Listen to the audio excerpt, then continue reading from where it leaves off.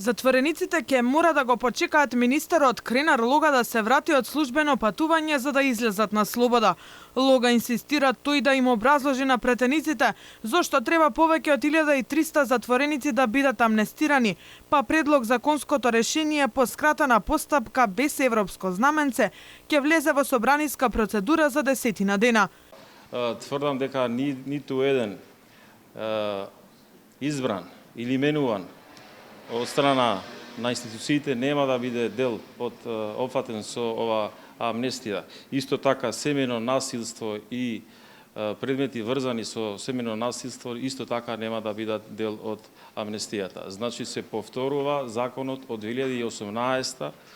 Уште не влезен во собраниска процедура, опозицијата јасно нагласи дека поддршка за законските измени нема да даде, а ќе поднесат и амандмани. Откако медиумите објавија дека со вакво законско решение за амнестија и двајца осуденици за петкратното убиство кај Смилковското езеро ќе излезат на слобода, претеничката група на СДСМ најави амандман со кој ќе се регулираат спорните делови.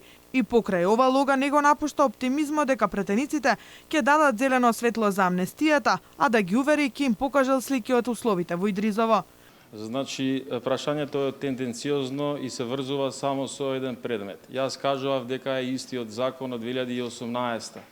Ако во 2018 такви дела се амнестирани, пак ќе се амнестират. Значи, повикува да не се игра со имиња и со емоции на случај.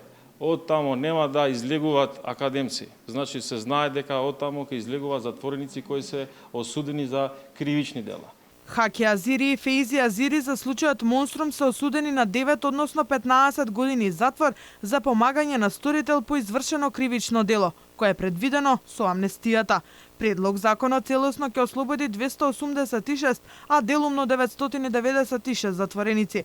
Во овие бројки не се впишани и тие што чекаат да се ослободи затворски кревет за да ја издржат пресудената казна затвор, а такви се 2813. Дел од нив што сториле полесни кривични дела и се осудени до 6 месеци, нема ни да влезат во келија, а останатите ќе добијат намалување на казната од 30%.